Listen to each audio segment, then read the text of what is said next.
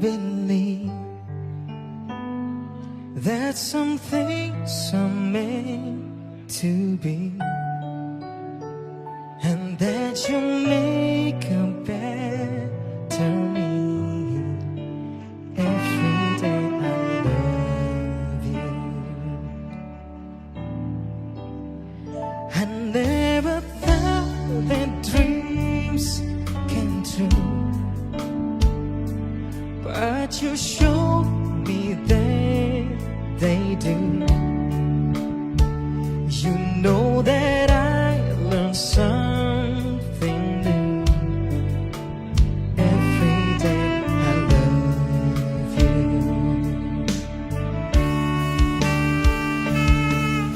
'Cause I believe that destiny is out of our control, and you never leave until you love with all your heart and soul.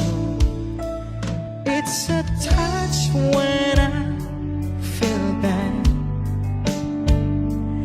It's a smile when I get mad. All the little things I am.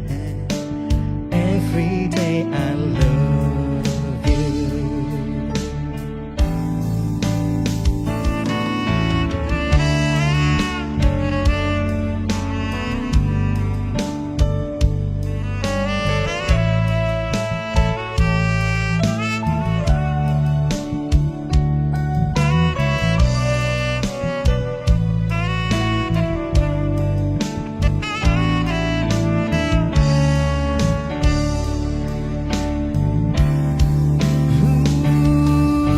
Cause I believe that destiny is out of our control, and you never leave until your love with all your heart and soul. If I ask, I would say yes. Together we're the very best. I know that I am truly blessed. Every day I love you. That I know it's very best. Every day. គប់នេះពីបាំងអយៈនៃហ្វាមេតនំយំទៅណាដល់តាជេហាក់ចូលខាប់អេងความព្រឹមទីពីតាមកម៉ាក់และมาจากอยู่สังนอตัวละขนุยខ្ញុំមកตัวจูណាតំតាตัวจูតំតាលកព្រមព្រៀងពាក់ម៉ាក់ហកម៉ាក់ព្រមព្រៀងสังนอตัวកែបណៃគប់នេះហើយពីបាំងអយៈនៃហ្វាមេតនំទៅណាដល់តាជេហាក់ចូលខាប់អេងទុំមកកណៃទៅក៏ពីតាមុតពេម៉ាំងនេះណៃយ៉ាងរត់នកងួយញ៉ាំក្លាងួយទុំព្រមสังนอตัวកែបណៃរត់ណៃមើលមកបូនលេตัวจูតំតាជាងក៏ជំណៃទៅដឹងចកៈខ្ញុំម៉ាំងមីម៉ាក់ខ្ញុំមើលបាម៉ាំងពុននុនហកម៉ាក់ព្រមព្រៀងสังนอตัวកែបណៃគប់នេះហើយពីបាំងអយៈនៃហ្វាមេតនំទៅណាដល់តាជេហាក់ចូលខាប់អេងឬក៏ពីតាមុតពេម៉ាំងនេះណៃយ៉ាងរត់នកងួយញ៉ាំក្លាងួយទុំព្រមสังนอตัวកែបណៃVâng, kính thưa quý vị khách quý, kính thưa bà con cô bác và tất cả bạn bè năm thanh nô tú. Buổi lễ tần hôn của hai bạn trẻ giữa cô dâu và chú rể có Sơ Thinh cùng với người vợ kính yêu của mình Hờ Thanh chỉ còn ít phút thôi sẽ được bắt đầu. Xin thay mặt chương trình ban tổ chức tôi trân trọng kính mời toàn thể quý ông quý bà Quý anh chị em bà con cô bác xa gần kính mến, ngay giây phút từ đây chúng ta hãy siết lại gần nhau và hãy tiến vào bên trong sân khấu này để chọn chỗ ngồi cùng mình những ý nhất. Ta chiêm ngưỡng và xin chúc mừng hạnh phúc cho đôi nam trẻ hôm nay. Vâng, kính thưa quý vị khách quý, kính thưa bà con cô bác và tất cả bạn bè nam thanh nữ tú. Ngay bây giờ chúng tôi trân trọng kính mời toàn thể quý vị khách quý hãy siết lại gần nhau và hãy tiến vào bên trong sân khấu này để chọn chỗ ngồi của mình những ý nhất. Ta chiêm ngưỡng và xin chúc mừng hạnh phúc cho đôi tình nhân trẻ hôm nay.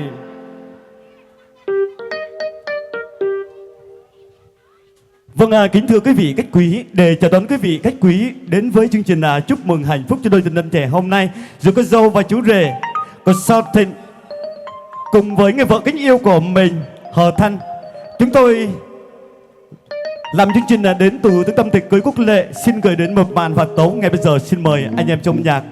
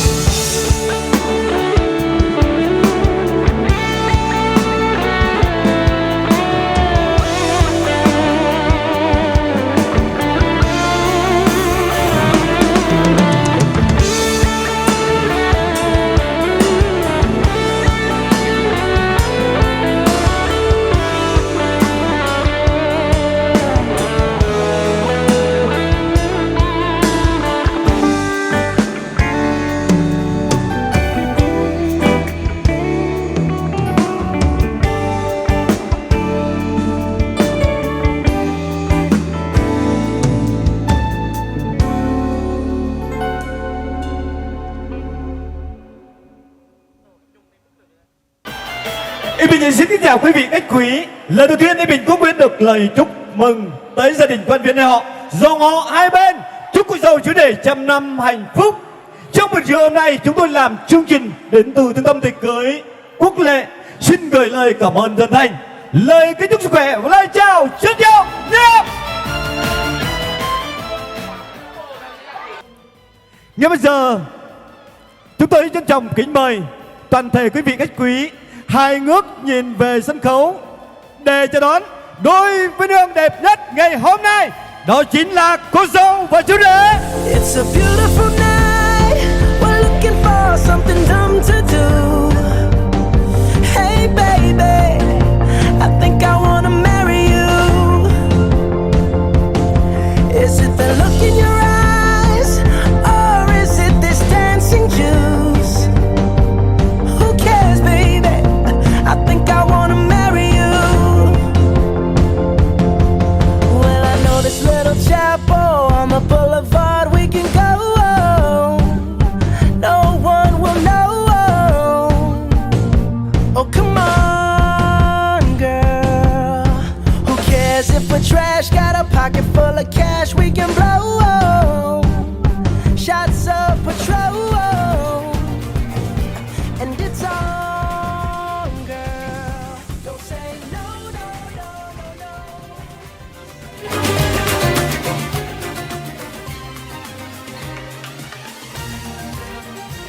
Vâng ạ, xin mời ạ.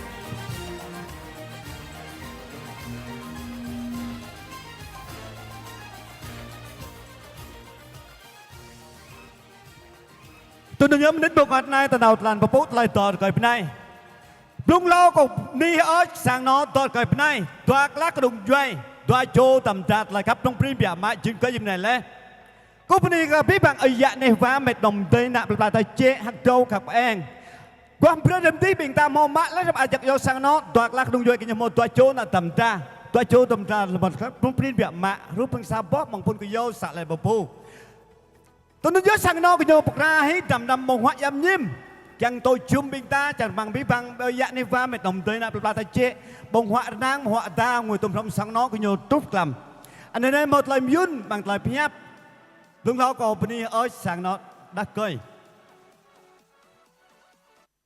Kính thưa các quan khách, các đồng anh em bà con, nhất là con hai họ.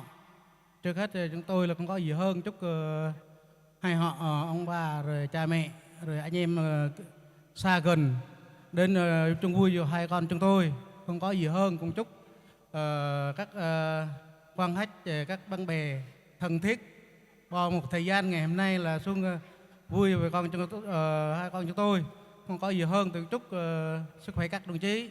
Rồi trước hết thì cũng thấy gia đình cùng chúc chính quyền địa phương cũng cho phép con chúng tôi kết hôn. Hôm nay thì cũng có gì hơn rồi chúc anh em bà con xa rồi đến dự tiệc ngày hôm nay.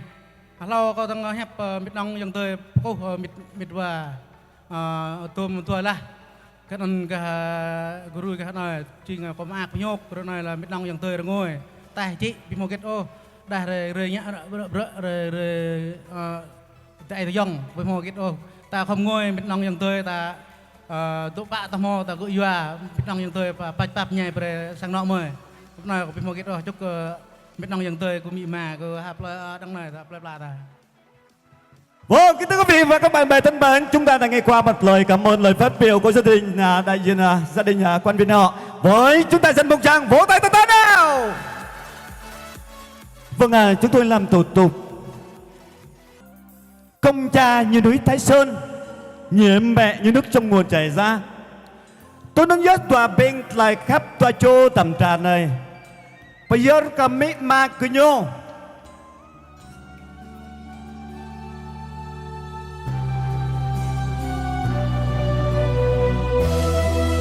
Rơ câu ama ate Pơ phụ prây cờ mỹ ma Pran cho cả hăng chữ tlong Chém rong câu xuôi tuôn yun plan Câu chinh lễ mơ nuôi Dọa mà ama ate hang yo mi ma tle tlan to na prem la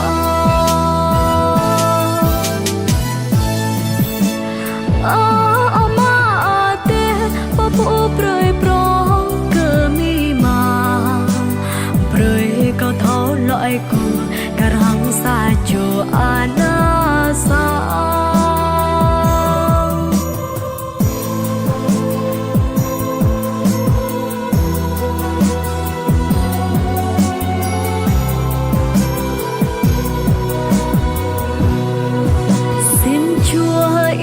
chúc lại cho đời cha mẹ của con công ơn là như núi non dưỡng nuôi con bao ngày phương tròn. Vâng ạ, chúng tôi mời cô dâu và chú rể chạy tới nơi này. Hai bạn hãy cắt bánh sinh nhật hạnh phúc của mình.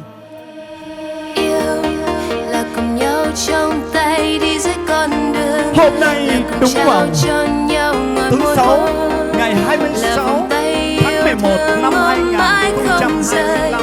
Từng phút sẽ tuyệt vời. Yêu là ngày em bên anh không chút yêu phiền, từng buồn lo trôi qua ngày bình yên. Nồng nàn ta trao nhau giây phút tuyệt vời, nguyện thề luôn bên nhau mãi. Dù thời gian trôi qua vẫn luôn bên người, dù ngày tháng phôi pha ta vẫn không cách rời. Bên nhau suốt đời cùng xây giấc mơ chung đôi.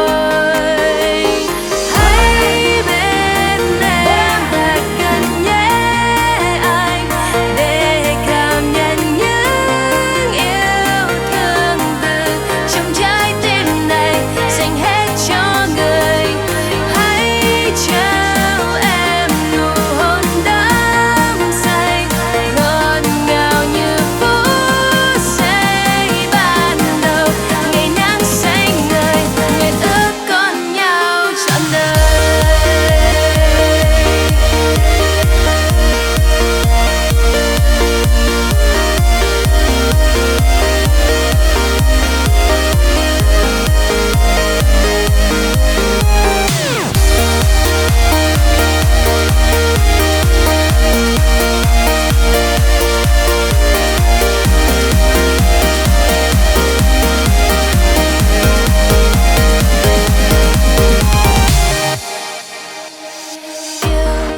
Là bình minh môi sam có anh bên mình, là hoàng hôn mênh mang từng con phố. Kính thưa quý vị và các bạn bè thân mến, chương trình văn nghệ xin được phép bắt đầu. Một màn diễn phạt tấu do Trung tâm Tiệc cưới Quốc Lệ thực hiện trong buổi trưa hôm nay.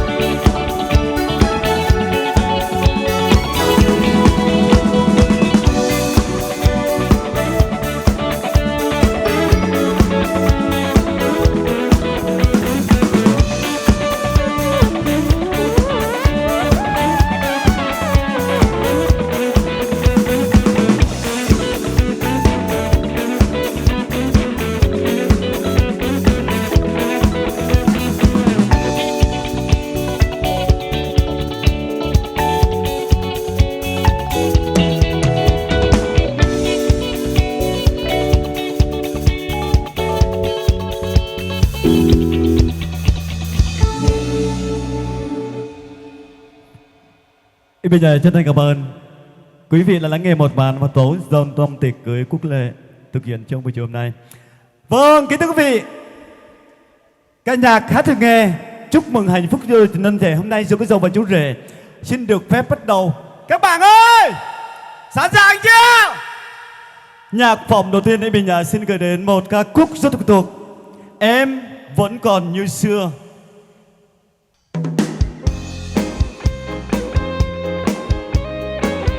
Mình mến chào quý vị.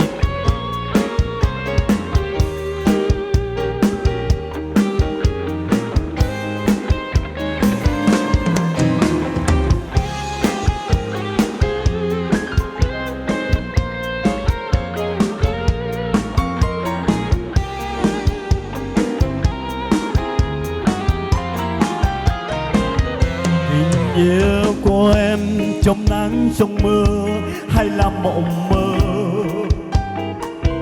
như sao em đã miên mê cuộc tình ấm áp rồi. Tình yêu vụt bay với những nước mắt trôi xót trên môi. Một ngày bỗng thấy những đêm eo cây, một đời chung bóng mình. Mùa xuân nào vui, mùa thu nối tiếp tháng năm ngày xưa. Khi sương đón nhau và lá trên non chớp phai màu. Khi sự yêu nhau mới thích chưa biết nói rằng dối yêu thương. Một ngày bỗng thấy những đêm eo cây, một đời chung bóng mình.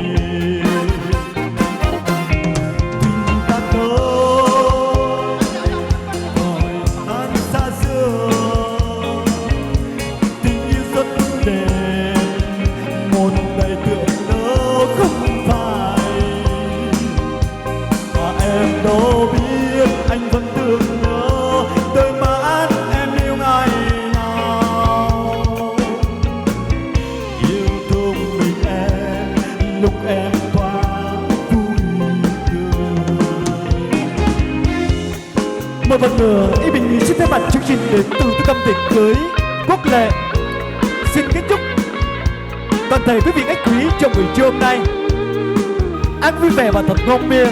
Chúc quý vị dồi dào sức khỏe thành đạt trong cuộc sống của mình.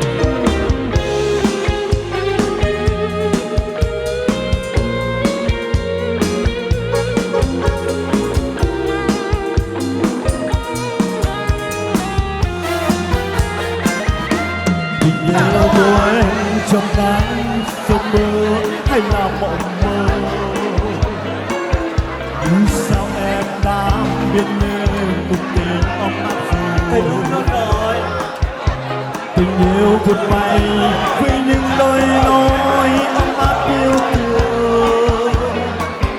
Một ngày bỗng thấy những đêm eo cây, một đời chung bóng mình.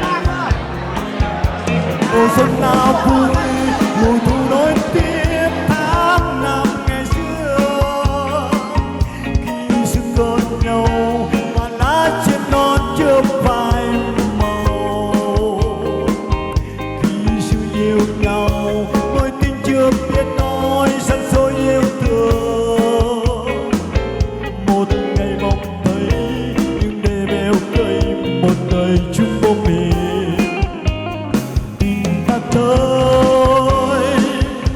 Thời gian xa xưa, tình yêu rất đẹp, một đời tưởng nhớ không phai. Và em đâu biết anh vẫn thương nhớ đôi mắt em yêu ngày nào. Yêu thương mình em lúc em thoáng vui cười. Anh yêu em thơ ngây, anh yêu em say đắm, anh yêu em ngất ngây trong cơn mê cuộc tình say đắm này. Anh yêu em thơ ngây, anh yêu em say đắm, anh yêu em ngất ngây trong cơn mê cuộc tình say đắm này.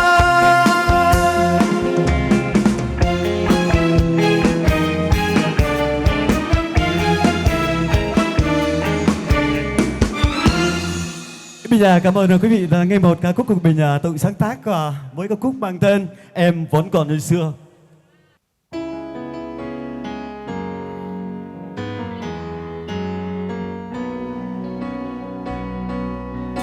And in the dream, an empty house, a hole inside my heart.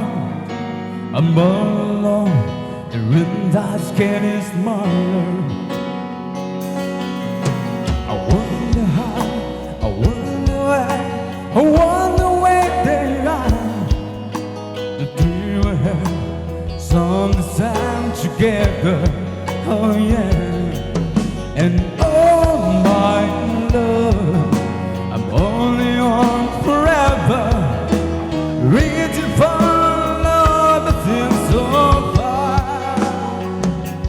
So I still lit up bed and hope my dream will take me there. When the skies are blue, I see you once again, my love. Overseas, you're gone, you're gone. By the bay, I love you more. When the fields are green, I see you once again, my love. I try to win the good world, now in my breath, but I can't stop until it's set by thinking. Oh no, I wonder how, I wonder why, I wonder where they are. The dream we had, something sang together, oh yeah. And oh my love, only on forever, reaching for the love that seems so far. So I still live up there, hope my dream will take me there. When the skies are blue, see you once again, my love. Overseas, gone by the lake, love the more. When the fields are green, I see you once again. Oh, the way my heart come to my love, from the tender heart, don't think it up.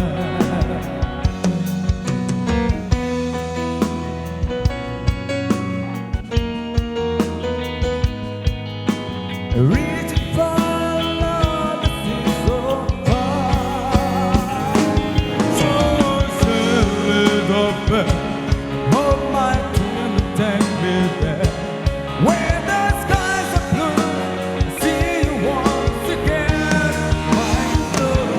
Overseas, you gone by the bay. I love you more. When the fields are green, see you once again. See you lit up there, see you take me there. When the skies are blue, see you once again. Almost gone by the bay. I love you more. When the breeze are green, see you once again, my love.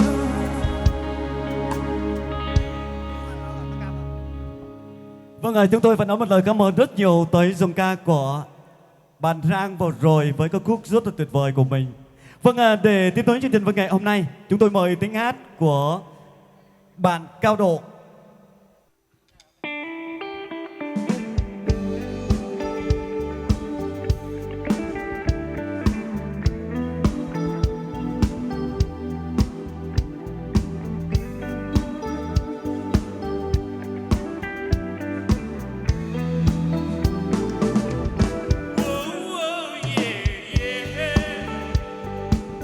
I love you more than they can say.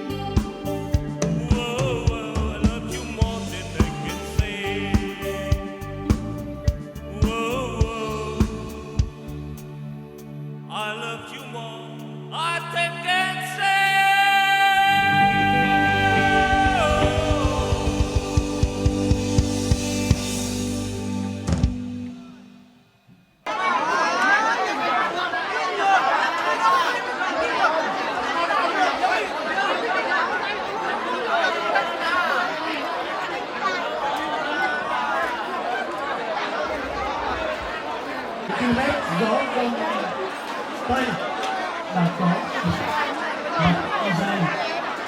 sau tiếng hát thì còn đã có hôn rồi chập hai hát thứ hai thì chấp sâu được thôi.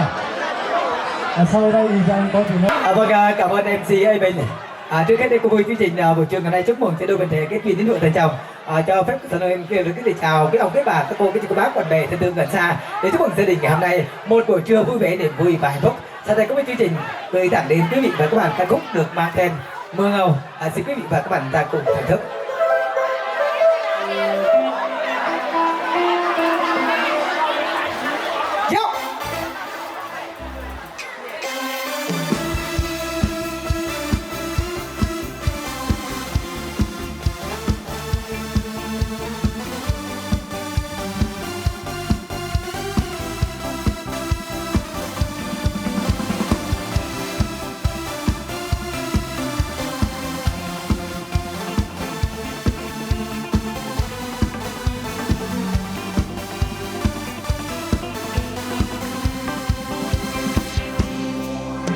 Giọt mưa ngâu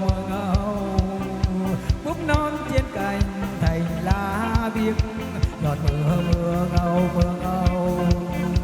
tròn xuê chiếc ngô trên đầu. Ngày xưa đôi ta bên nhau chiếc ngô xuê tròn hình bóng lá.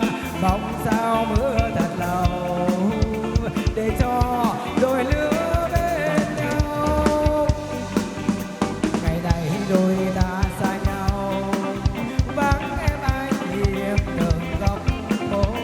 Em đôi đường bên nhau còn xuê chiếc ngô trên đầu.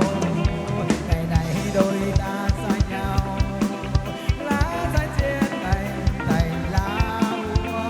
Từng giọt mưa ngâu rớt lên thềm tình yêu đâu dễ lãng quên. Và cơn mưa nổi rễ ta đi trên đời đầy nắng gió. Giọt mưa ngâu hay là nước má tay đưa nhau. Chuyện tình yêu như là những cơn mưa trong đời đầy nắng gió. Kể trên mi ai bây giờ ướt đẫm mưa ngâu.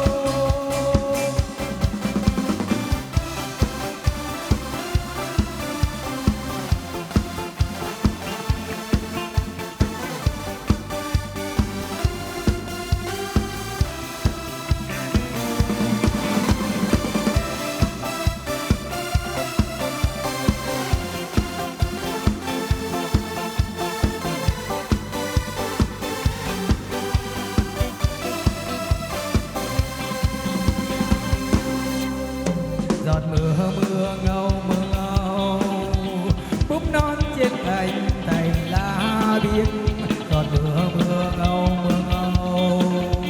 còn xuê chiếc ngô trên đầu. Ngày xưa đôi ta quên nhau chiếc ngô xuê tròn hình bóng lá. Bóng sao mưa thật lâu để cho đôi lứa bên nhau. Ngày này đôi ta xa nhau vắng em ai nhìn từng góc phố. Từng đôi yên hương bên nhau còn xuê chiếc ngô trên đầu. Ngày này đôi ta xa nhau lá rơi trên cành thành lá úa. Từng giọt mưa ngâu rớt lên thềm tình yêu đâu dễ lãng quên.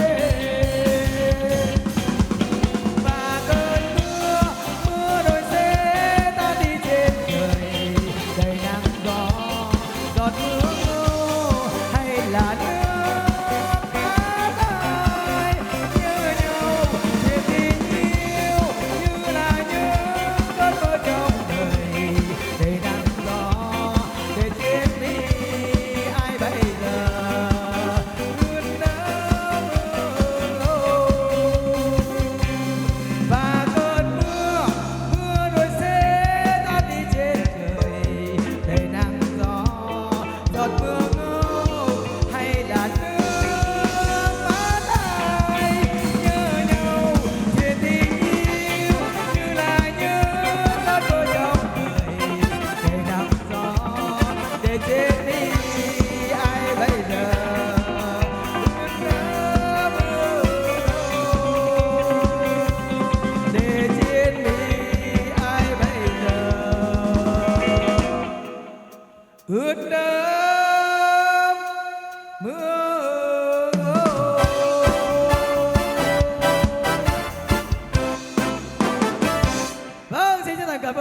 và các bạn ta vừa thưởng thức.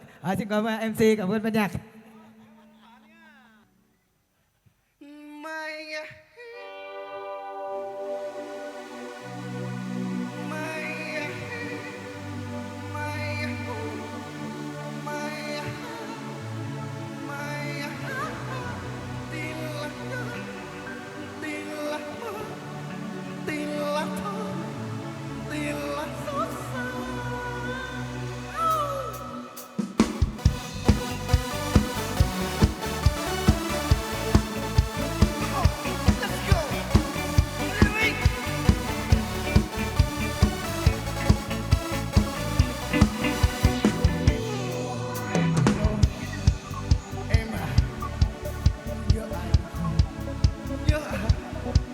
Làm gì đây đến với anh này hỡi em yêu đừng có buồn phiền. Alo alo alo alo hỡi em đang vui cùng ai có biết anh buồn chắc là lần đầu ngày nào hỡi tình sao vui xa hỡi em yêu ơi xa no mercy no mercy no mercy hỡi em yêu ơi hay yêu anh đừng có xem tình là những trò vui buồn tin là mơ tin là mơ tin là mơ tin là mơ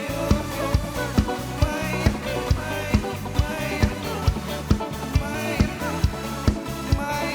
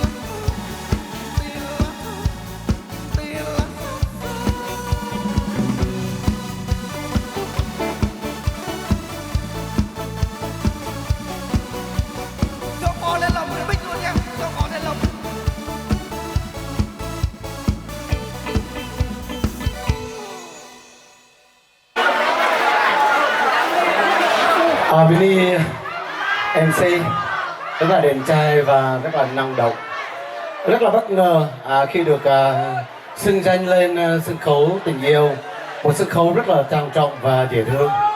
Và một lần nữa xin được gửi lời chúc tất cả quý ông quý bà, cô dì chú bác, bạn bè thân hữu nó đang có mặt tại sảnh tiệc ngày hôm nay, lời cảm ơn, lời kính chúc sức khỏe tốt nhất. Và xin gửi đến toàn thể quý vị một ca khúc rất quen thuộc của nhạc sĩ Nguyễn Cường, Đôi mắt Pleiku. Xin mời quý vị cùng lắng nghe. Yeah.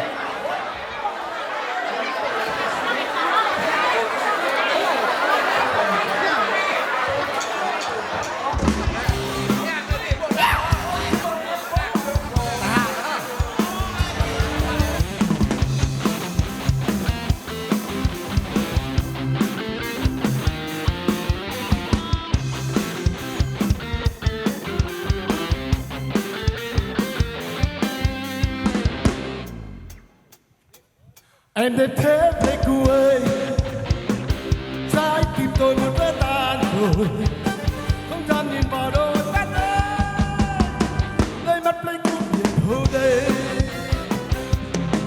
Có hàng dòng chân trong đôi mắt em, có trông chân chân trong đôi mắt em, có hương rượu cần thấy mê xanh em, có ngọn lửa nào đang đến em trái tim.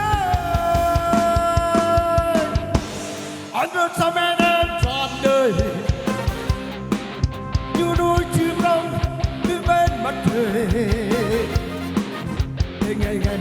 say mê gọi núi, anh vẫn say mê em toàn đời.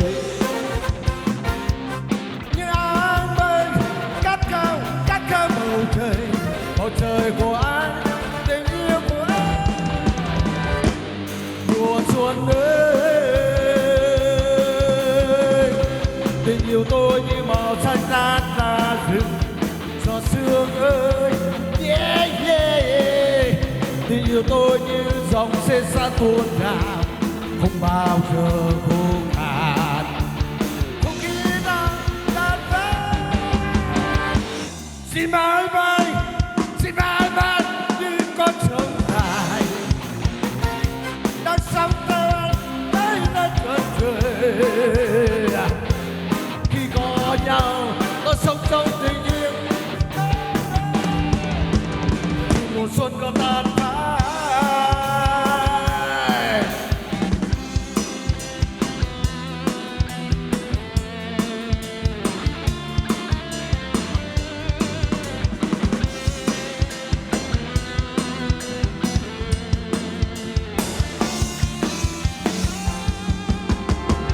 Em đêm thế Pleiku ơi, trái tim tôi muốn vỡ tan rồi, không dám nhìn vào đôi mắt em, đôi mắt Pleiku biển hồ đây.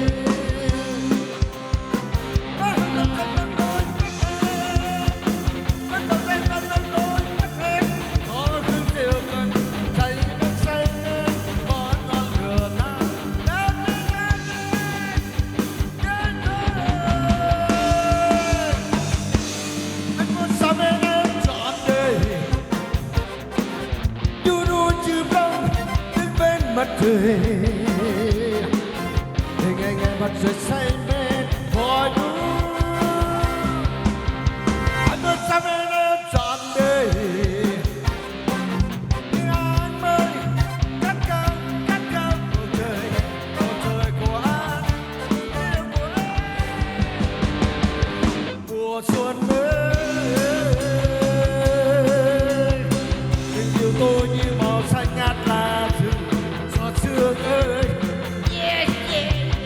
Tình yêu tôi như dòng xê xa tuôn tràn, bao giờ khô cạn. Không nghĩ nào tan vỡ, xin mãi mãi như con sông dài đang sóng tới nơi chân trời. Khi có nhau ta sống trong tình yêu, dù mùa xuân có tan phai.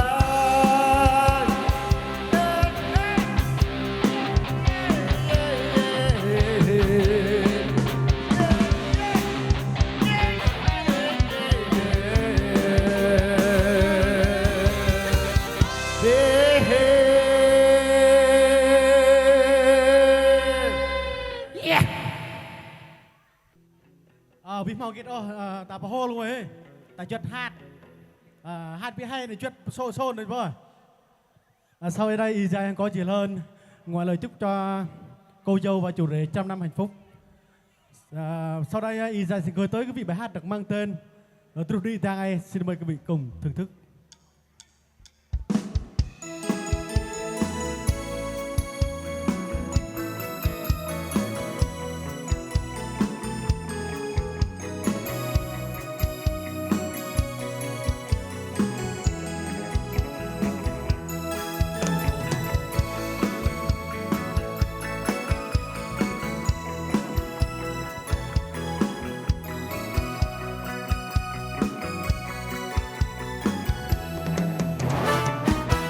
Dari nyong tepapo blung ngan junar macak mi bom drong yok ling lang bạch do nar pengai nar mata play papare junar macak mi play nus junar macak mi ichengam are man toa ling lang sang nhật chốt rom chi hada.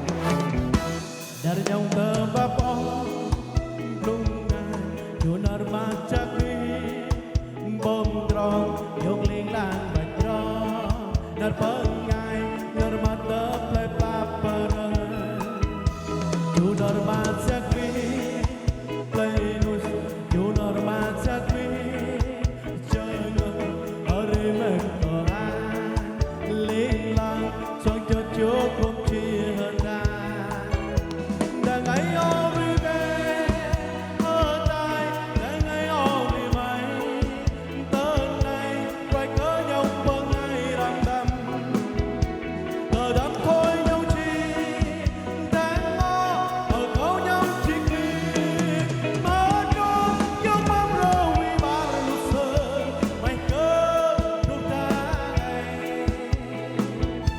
và cờ cờ cha rồi về ở mai cờ nhau xưa mang hơ trô nhặt đi bán lên bằng ngày mai nhau quên rồi nhảy lên nhặt đi bán lên bằng ngày mai nhau quên rồi nhảy lên nhặt đi bán lên bằng ngày mai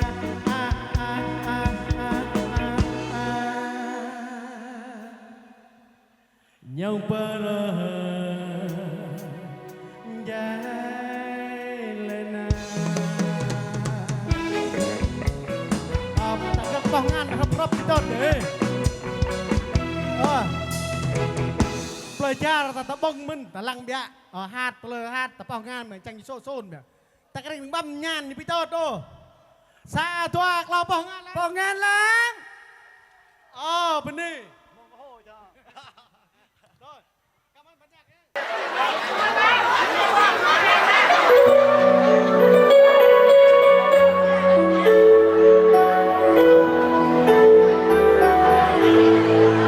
dưới cơn mưa mùa đông rét rơi đêm trời vắng lòng đầy bóng nhớ đến những nước hẹn xưa em với tôi luôn sánh vai nhau và chạm nhau bao nụ cười gió đông đang nghe gió cùng tình ta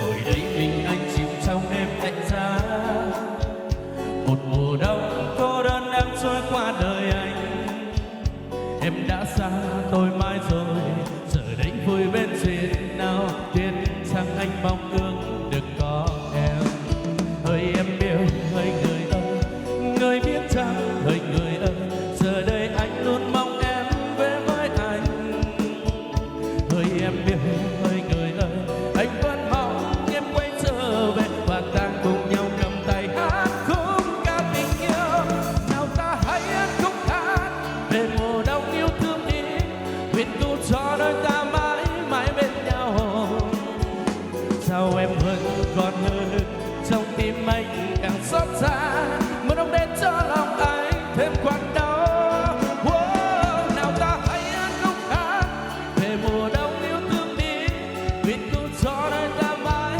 mãi bên nhau sao em vẫn còn hơn trong tim anh càng xót xa mùa đông đến cho lòng anh thêm quặn đau. Thank you.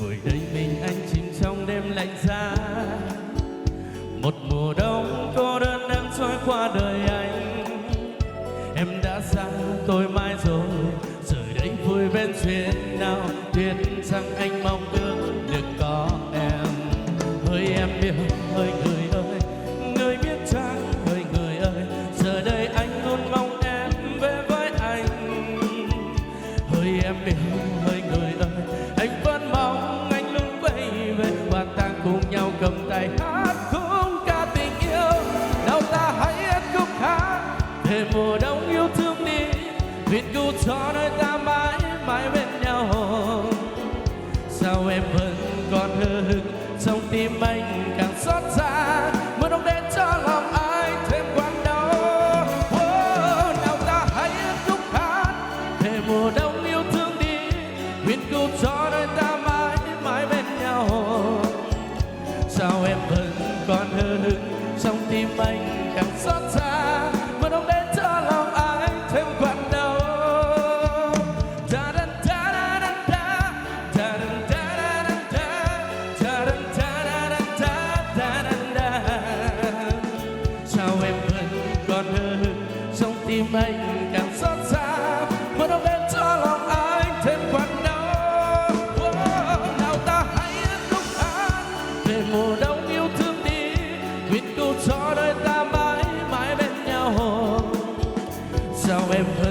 còn hờ hững trong tim anh càng xót xa mà đâu đến cho lòng anh. Yeah. Luôn nhớ em. Xin cảm ơn rất nhiều. Bỏ ngàn hào vật đẹp hay mi. Pani vì bằng.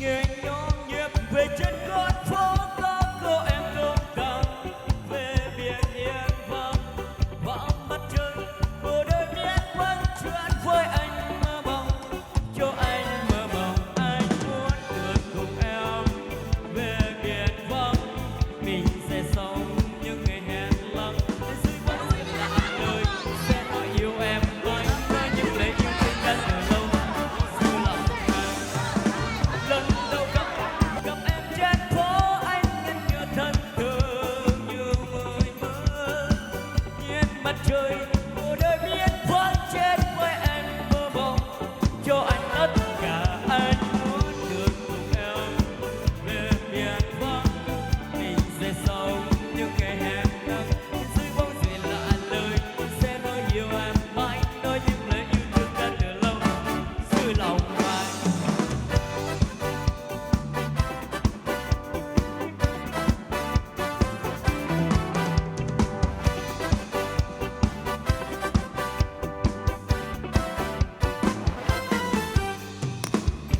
Nhón nhịp về trên con phố có cô em đang về biển vắng vào mặt trời cô đơn trên với anh mơ mộng cho anh tất cả anh muốn được cùng em về biển vắng mình sẽ sống những ngày hẹn nắng dưới bóng dừa lạ lời sẽ nói yêu em mãi nói những lời yêu thương đã từ lâu anh trong lòng hoài. Lần đầu gặp em trên phố anh ngẩn ngơ thân thờ như người mơ vơ anh nhìn anh trên phố anh ngẩn ngơ tất cả cho quên tất cả anh muốn được cùng em về biển vắng mình sẽ sống những ngày hẹn nắng dưới bóng dừa lạ lời sẽ nói yêu em mãi nói những lời yêu thương đã từ lâu trong lòng anh.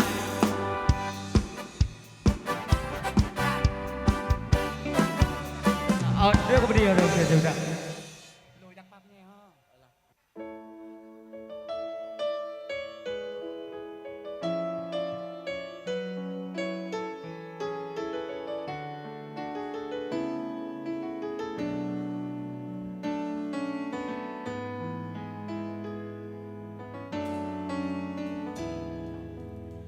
Yêu anh yêu những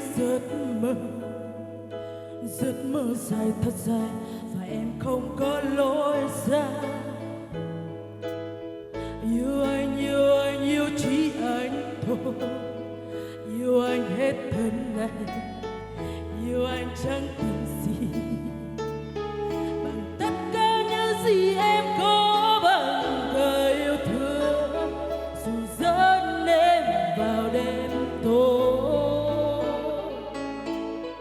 Yêu thôi cứ yêu thôi, anh là ánh sáng xin anh cần lại bên em đừng rời xa em. Xin đừng bỏ em ở lại, xin đừng dắt em đi. Nỗi nhớ cùng tên theo em đến cuối cuộc đời. Yêu là chẳng nghe điều gì, yêu là chẳng tiếc chi. Rồi mới đến sau cơn mơ kia em sẽ đến đâu thật nhiều, nhưng không phải hối tiếc và chẳng còn lo vì trái tim em không ai chắc sẽ nhận được.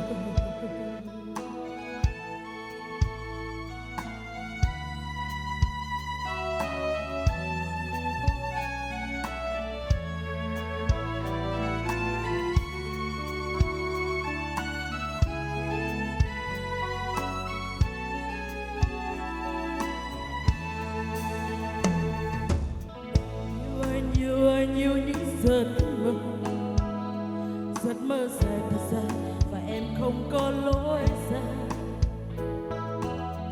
Yêu anh yêu chỉ anh thôi, yêu anh hết thân này, yêu em chẳng là gì bằng tất cả những gì em có, bằng cả yêu thương dù dẫn em vào đêm tối.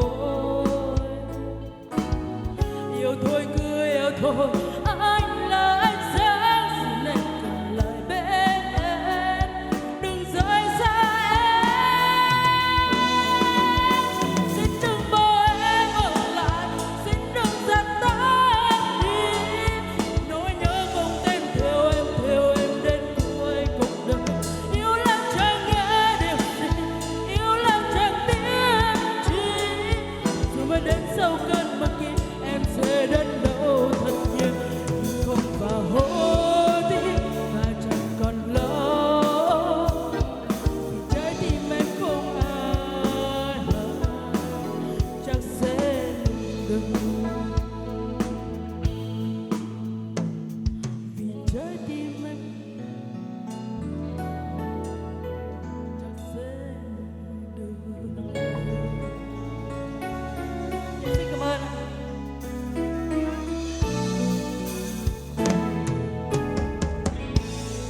Vâng, chúng tôi phải nói một lời cảm ơn rất nhiều thanh ca của bạn Văn, rất tuyệt vời với ca khúc rất ngọt ngào của mình trong buổi chiều hôm nay.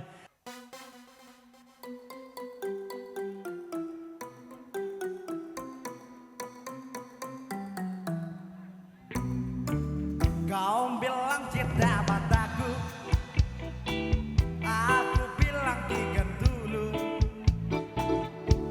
Kau bilang dekensi, semasa bala lu tuh anda kali.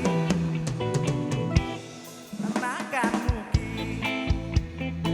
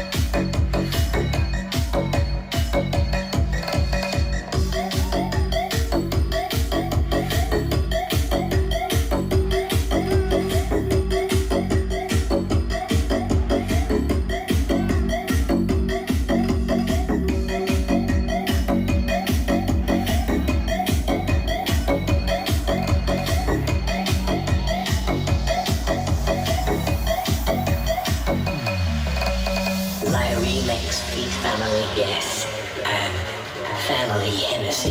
I'll show you move it. Go ahead, put your back into it. Do you think like it ain't not too wet? Shake that ass, girl. I'll show you move it. Go ahead, put your back into it. Do you think like it ain't not too wet? Shake that ass,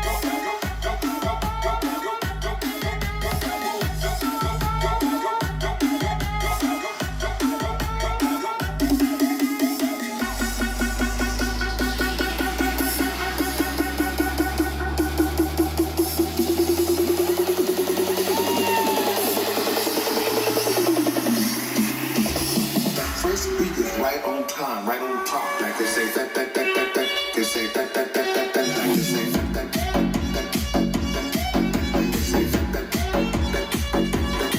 Like they say that. Like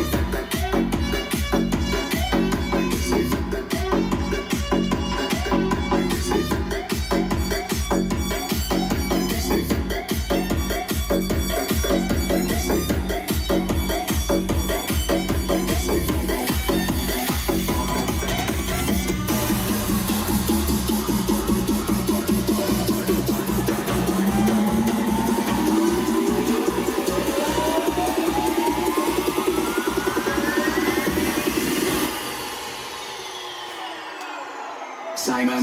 Simon Dominic, Simon Dominc.